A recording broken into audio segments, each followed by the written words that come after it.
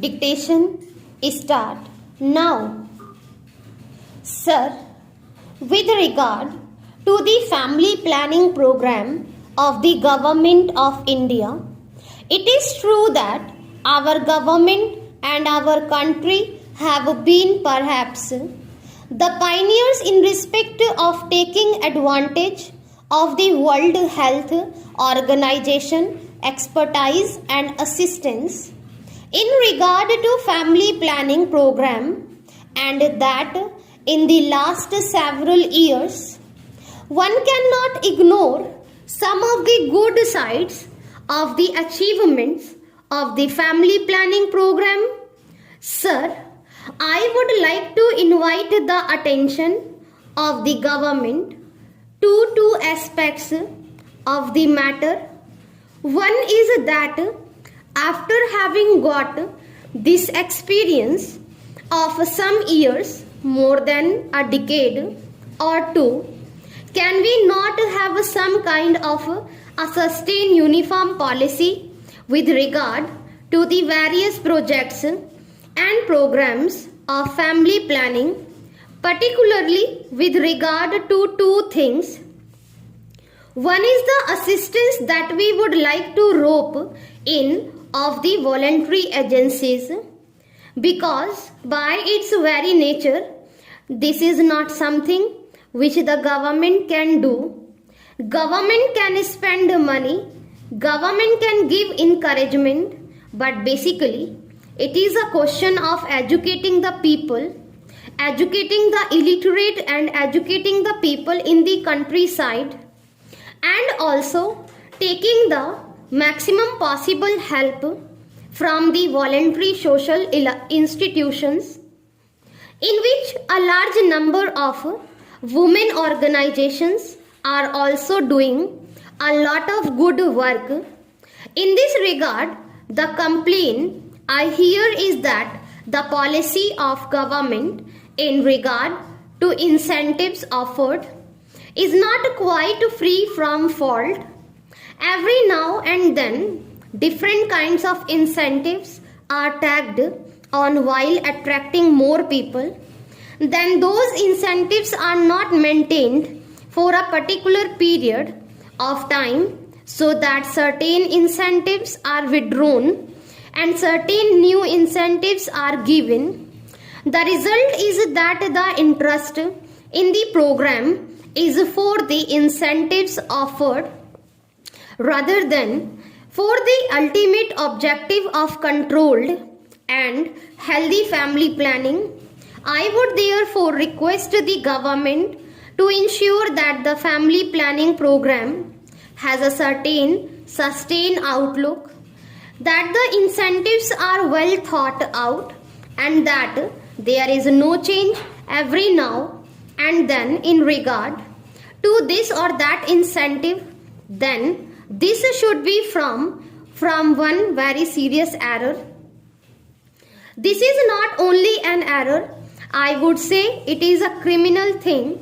In the name of operations, a large number of old people, children and boys are also booked into the whole thing because they get some extra financial incentive. Now I come to demand about the freedom fighters. I endorse very warmly many of the points which my honorable friend made when he talked about genuine and bogus freedom fighters.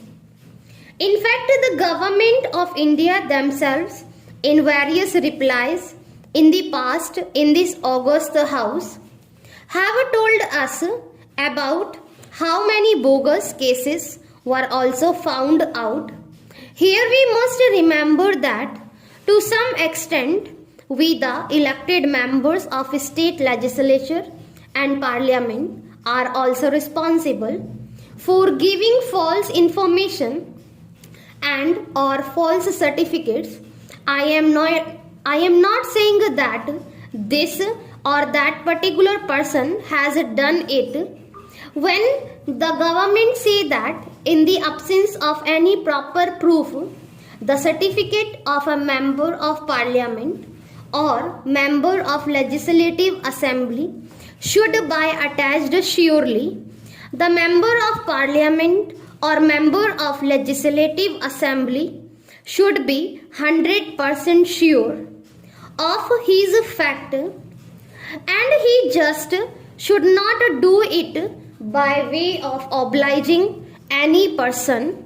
It is there where the bogus cases come. I am only making an appeal through his speech to members of parliament here that we take extraordinary care so that we do not issue certificates liberally or irresponsibly, because otherwise it becomes more difficult for the government. The second point is that some freedom fighters are not yet included in this scheme. I do not know whether the minister has ready information at hand in this regard. There is also the project of old freedom fighters homes. I remember there is one in Delhi, but it is neglected. Some of the old freedom fighters who are living in Delhi are staying in this house. There is no one to look after them. They are not given proper food, proper drinking water, hot water for bath, and so on. Because they are old and infirm naturally, they need these things all the more.